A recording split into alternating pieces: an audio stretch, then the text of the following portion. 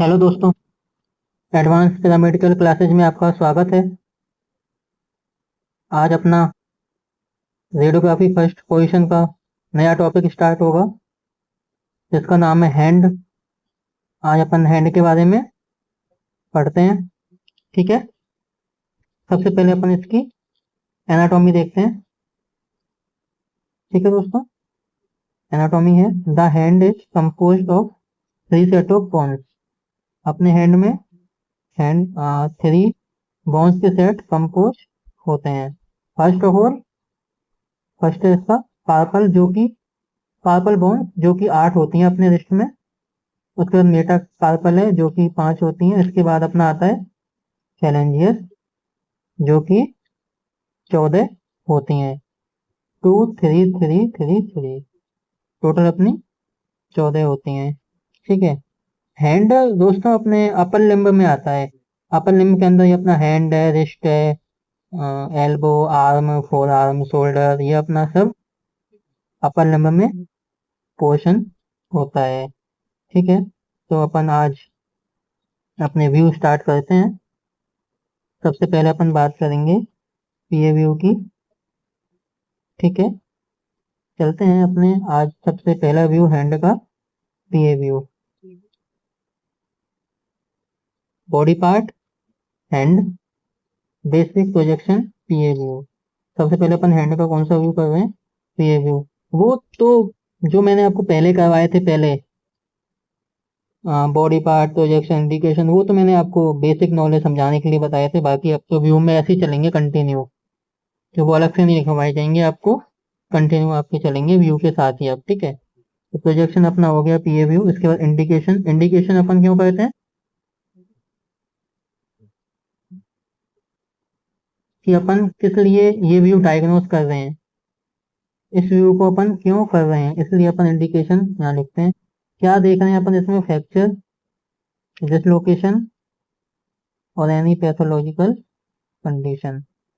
Fracture देखेंगे, कोई भी अपना डिसलोकेशन हो गई हो, कोई बोन अपनी जगह से डिसलोकेशन हो गई हो, या फिर वहां पर कोई एनी पैथोलॉजी कंडीशन हो, तो अपन ये व्यू करते हैं। कैसेट साइज अपन 8-10 में अपना व्यू हो जाता है। ठीक है दोस्तों, और जो अपनी 12-15 और 14-17 हमने आपको बताई थी, वो अपन टेस्ट में काम में ले रहे थे। ठीक है, और यहाँ अपनी जो है 8-10 ही काम में लेंगे। इसमें अपना पीएवी आराम से हो जाता है। ठीक है, आगे चलें, बात करते हैं पोजीशन ऑफ पेशेंट की। Patient sit beside the x ray table on a stool. दोस्तों अपन को ना जो पेशेंट की पोजीशन है ना, वो अच्छे से आनी चाहिए। ये सबसे वैसे इंपॉर्टेंट चीजें हैं। ये इंडिकेशन है, पेशेंट की पोजीशन है, कैसेट की पोजीशन है, सेंटरिंग है, और रेडियोलॉजिकल अपीयरेंस है। ये कुछ 4-5 टॉपिक इसमें सबसे इंपॉर्टेंट होते हैं। बाकी तो दोस्तों मीडियम है, तो आपको ऐसे भी याद हो जाते हैं। तो अपन चलते हैं इसमें। Patient sit beside the x ray table on a stool. Patient है, सिट करेगा, बैठेगा यहाँ पे एक्सरे टेबल के साइड में ऑन अ स्टूल। अपन पेशेंट को स्टूल पे एक्सरे टेबल के साइड में बिठा लेते हैं, और एल्बो इज फ्लेक्स्ड, एल्बो को फ्लेक्स करेंगे, and hand is place prone on the film. और अपन एल्बो को फ्लेक्स कर लेंगे और जो हैंड है उसे फ्लूम पे प्रोन पोजीशन में रखेंगे। ठीक है, प्रोन पोजीशन रखना है। एक तो सुपाइन पोजीशन होती है, एक प्रोन पोजीशन होती है। अपन को प्रोन पोजीशन में हैंड को रखना है। अभी अपन देख लेंगे फोटो में, जो अपने पीए व्यू है उसकी इमेज अपने पास है, वो अपन एक बार देख लेंगे एक्सरे की। ठीक है, और पाल में जो अपनी हथेली, ये ध्यान रखना। अपना जो प्रोन पोजीशन में है ना, पीए व्यू किया जाएगा, वो अपनी जो पाल में ना, वो फिल्म से कांटेक्ट में रहती है। ठीक है, जो अपनी पाल में है वो कांटेक्ट में रहेगी फिल्म से या कैसेट से, क्योंकि कैसेट के अंदर ही अपनी फिल्म होती है। तो अपन को ये नहीं लिखना, तो यहाँ पे अपन कैसेट भी लिख सकते हैं। ठीक है, the finger slightly separate. Upon fingers को स्लाइटली सेपरेट करेंगे, और ये देखो व्यू में भी आपको दिख रहा है। Sand bag place on forearm to steady the hand. अपन सैंड बैग प्लेस करेंगे कहाँ पे? फोर आर्म के नीचे। ये अपना हैंड का ये हुए। कल तो ज़्यादा बड़ा हो गया था एक वो आई थिंक अपाइकोग्राम व्यू, तो आज अपन ने नॉर्मल लगाया है जिससे कि आपको पूरा एक ही बार में सीन हो जाए। ये अपना है दोस्तों पीए व्यू। ठीक है, पीए व्यू। देखो दोस्तों, ये अपनी जो पाल में ये अपनी नीचे दिख रही है ना, ये अपनी कैसेट है। कैसेट के अंदर अपनी फिल्म है। ठीक है, ये अपना राइट हैंड का एक्सरे है। आप देख लो अंगूठा अपना किस तरफ आ रहा है, तो अपन ये पता लगा सकते हैं कि ये अपने किस हैंड का एक्सरे है। और ये अपना पीए व्यू है, जो अपनी पाल्म होती है कैसेट के या फिल्म के अपने कॉन्टेक्ट में रहती है। आपको पता लग जाएगा, वैसे तो पता लग जाएगा। दोस्तों देखो, ये अपने फ्लेंजियस हैं। ये आपको नहीं पता होगा, ये अपने फ्लेंजियस होते हैं। ये अपनी कार्पल बोन्स हैं, 5 5 ही बताई होंगी मैंने आपको। और ये अपने कार्पल बोन है, फ्लेंजियस, मेटाकार्पल और कार्पल। ये अपनी कार्पल बोन है जो कि 8 होती हैं। ठीक है, और जो मेटाकार्पल है 5, और जो फ्लेंजियस है वो 14 होती हैं।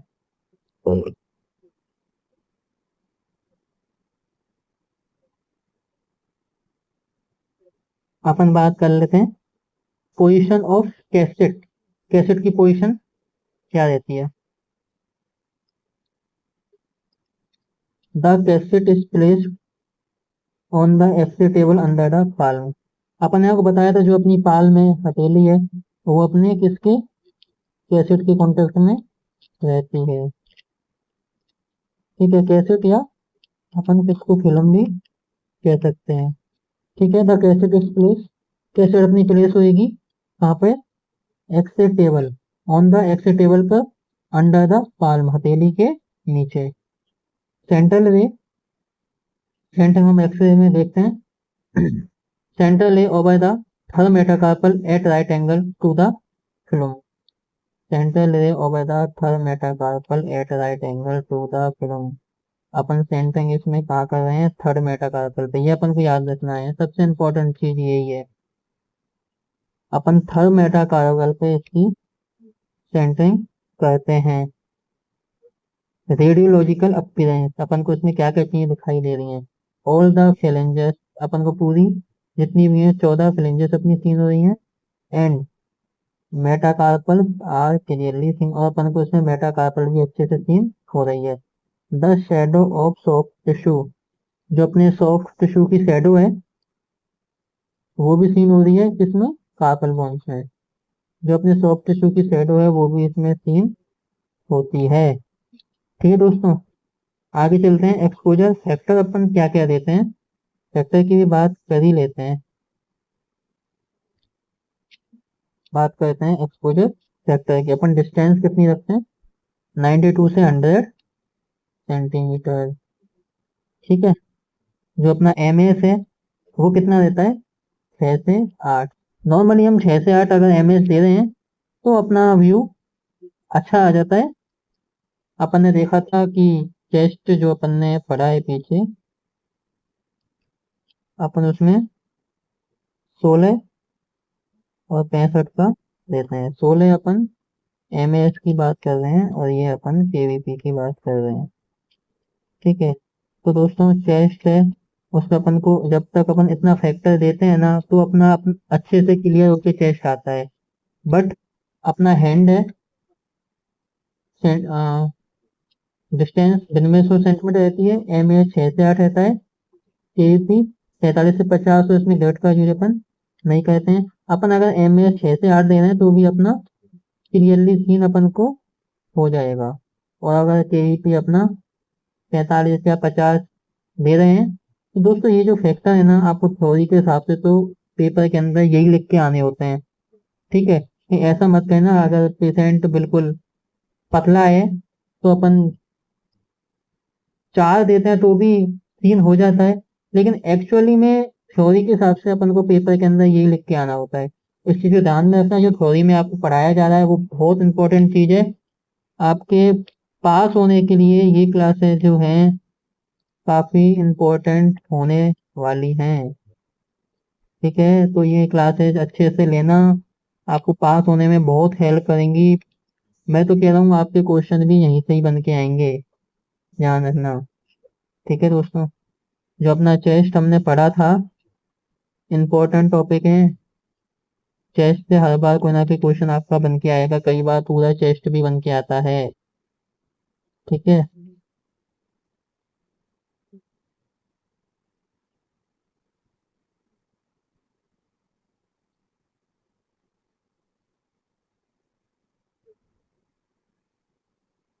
आगे चलें। ये तो अपना हो ही गया, अब आप अपना दूसरा व्यू चालू करते हैं। पीए बॉट हैंड व्यू, दोनों हाथों का व्यू करेंगे, लेकिन करेंगे किसमें? पीए पोजीशन में।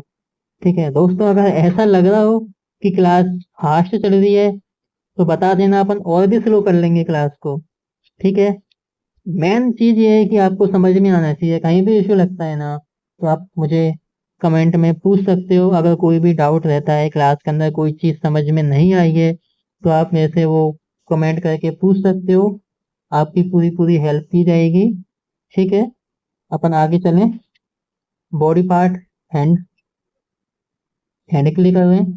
प्रोजेक्शन अपना क्या आएगा? अपन बहुत व्यू कर रहे हैं, बहुत हैंड दोनों हाथों में कर रहे हैं पीए में, तो अपन प्रोजेक्शन पूरा लिखते हैं। इंडिकेशन क्या रहता है? ठीक है दोस्तों, इसका इंडिकेशन आपको याद करना है अच्छे से। ठीक है, this view is done for demonstrate. ये व्यू अपन कहते हैं किस लिए? डेमोस्ट्रेट करने के लिए। किसको? कोई भी रेडियोलॉजिकल चेंज हुआ हो।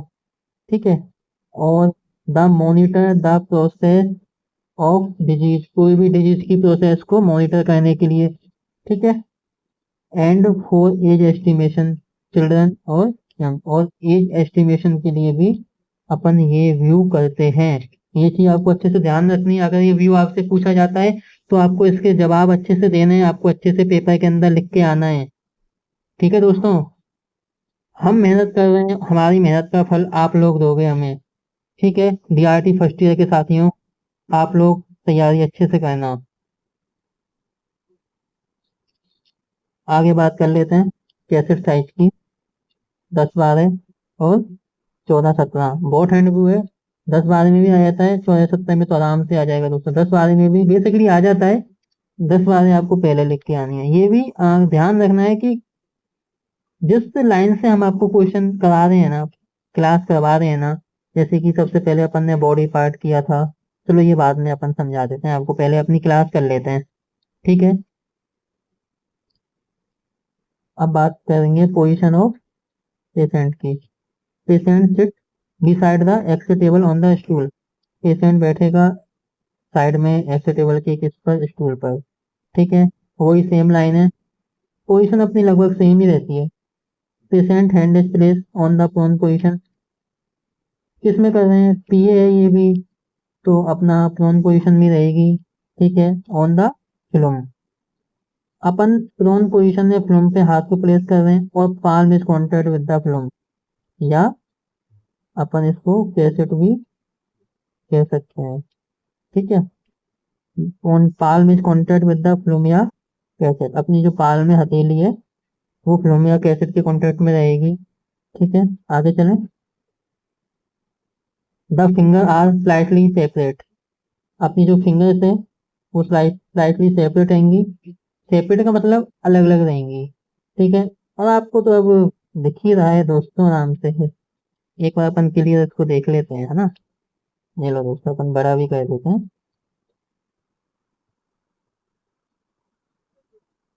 ये लो दोस्तों, ये अपना बोथ हैंड व्यू है।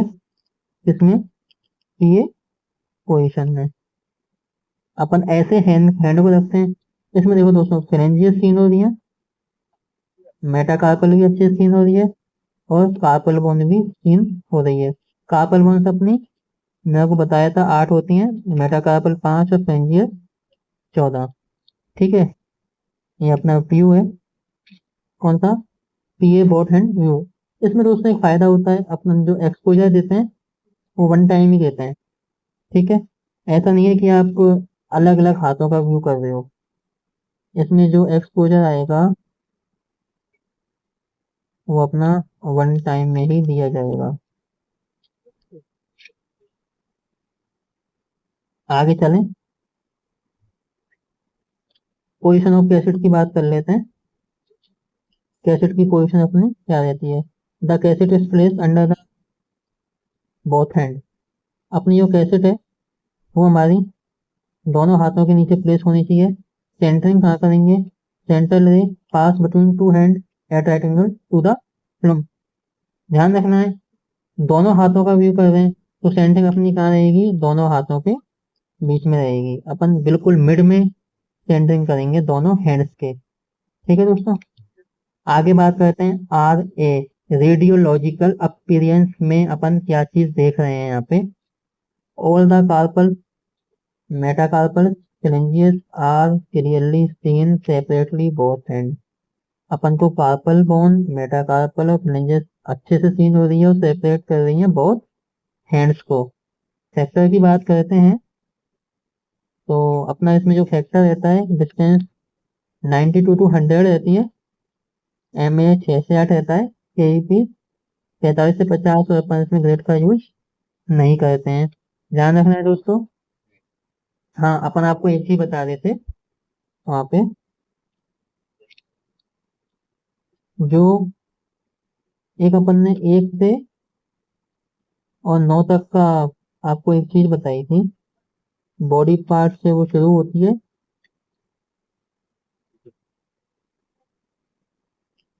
बॉडी पार्ट से वो शुरू होगी और एक्सपोजर पे वो खत्म होएगी, एक्सपोजर फैक्टर पे वो खत्म होएगी।